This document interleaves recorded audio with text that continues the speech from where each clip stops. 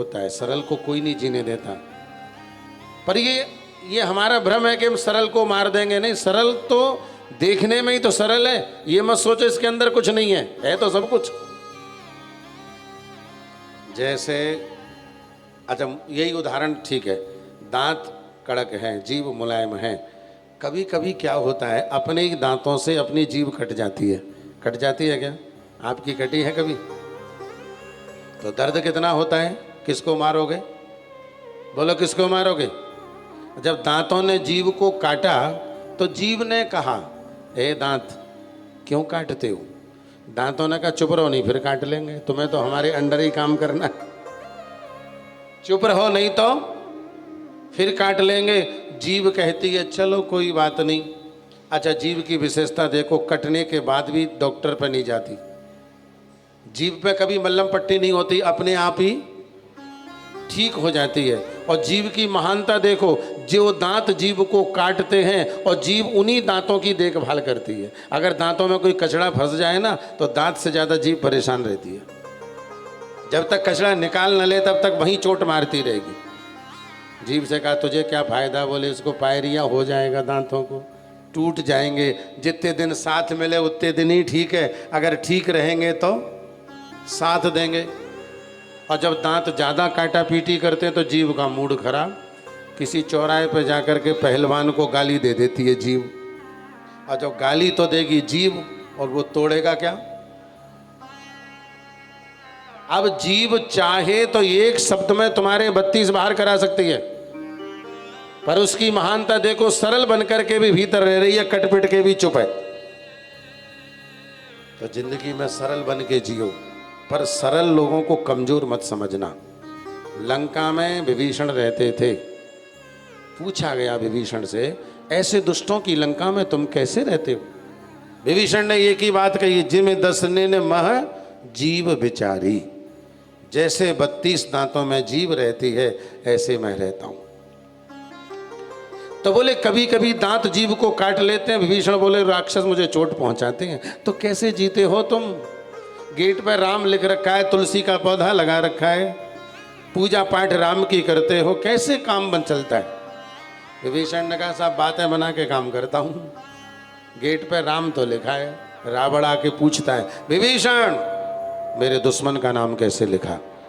तो विभीषण कहते हैं साहब दुश्मन का नहीं है तो राम लिखा है ना। हाँ, रामा ने रावण मामा ने मंदोदरी, मैं तो भैया भाभी का भगत हूं। बोलो राधे राधे।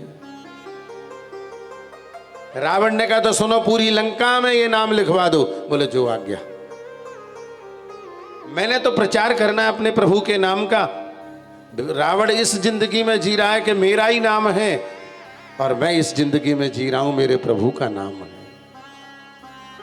अब विभीषण ने तो लंका में राम नाम लिखवा दिया, और हम तो भारत में नहीं लिखवा पा रहे। बोलो राधे राधे। लोग अपने गेट पे राम नाम लिखने से डरते हैं। अन्य प्रकार के पौधे तो लगाएंगे, तुलसी का पौधा लगाने से सोचते हैं अरे न क्या तुलसी लगाएं, शादी और करनी पड़ेगी तुलसी की। बोलो राधे राधे। या डर के मारे लोग तुलसी का पौधा नहीं लगाते।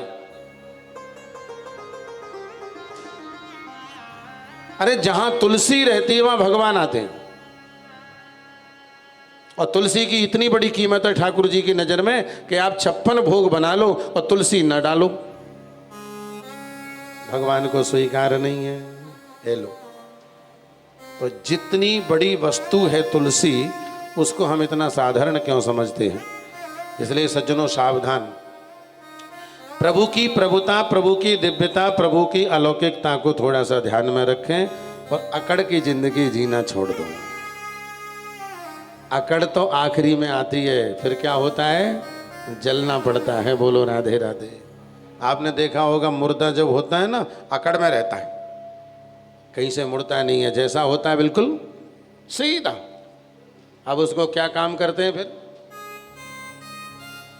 जला ही देते हैं लोग। क्यों? अकड़ दिख रही है ना। इसलिए जब तक जिंदगी जियो सरलता से, सहजता से, सरसता से और आनंद के साथ जियो। हैं? वामन भगवान भिक्षा मांगने गए, और जब भिक्षा के लिए गए तो अकड़ छोड़नी पड़ेगी। 4 लोग तो दान देंगे, 4 लोग ज्ञान देंगे। और ये सब ध्यान रखता हुए वामन जी बलि के गेट पे पहुंच गए। और बलि ने जैसे ही वामन जी को देखा, अचानक बलि का ध्यान पूजा में से हट गया। यज्ञ चल रहा था, शुक्राचार्य जी कह रहे थे दूध चढ़ाओ, बलि ने दही चढ़ा दिया। शुक्राचार्य जी बोले, बलि तेरा ध्यान कहाँ है? क्या हुआ गुरुजी? अरे मैं मंत्र दूध का पढ़ रहा हूं, तू दही क्यों चढ़ा रहा है?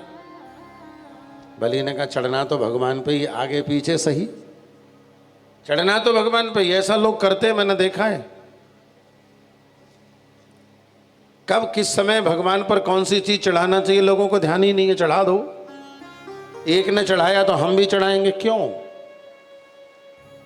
सर्दी का मौसम है, लोग आइसक्रीम का भोग लगा रहे हैं। गर्मी का मौसम है, लोग महाराज गरम गरम हलवा खिला रहे हैं। अरे तुम जितनी चीज जब पसंद करते हो उस समय खिलाओ ना। गर्मी पड़ रही है, आइसक्रीम का भोग लगाओ। सर्दी पड़ रही है तो गरम गरम हलवा खिलाओ, तो समझ में आता है कि प्यार है। आप तो व्यवहार सा निभा रहे हैं कि भैया आइसक्रीम बाजार से आ जाएगी, रोटी कौन बनाएगा। आप भगवान के साथ ये व्यवहार करते मैंने देखा है लोगों को। अगर कहीं शादी विवाह में जाना हो ना, तो भगवान का तो व्रत ही हो जाता है। हाँ, वो तो व्रत में ही रहते हैं उस दिन। तो उनको कौन खिलाएगा? ज़्यादा से ज़्यादा लोग क्या कहते हैं पता है? दूध का भोग लगा देते हैं। आज ठाकुर जी दूध ले लेना, आज हम शादी में जा रहे हैं और अपन खाएंगे मटर पनीर। यही तो तुम्हारा भाव है। इस भाव में प्रभाव लाइए। ऐसा कोई बिरला होगा जो शादी में खाने से पहले जो खाएगा उतना अच्छा बना के भोग लगा के जाए। बोलो राधे राधे।